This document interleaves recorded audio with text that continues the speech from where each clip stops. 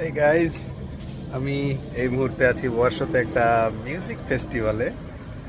These are the lineups for today. Today is Sunday.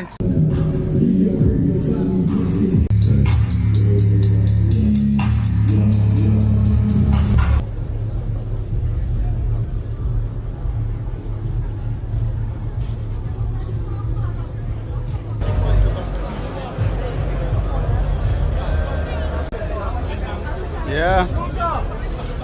Can you do the new year?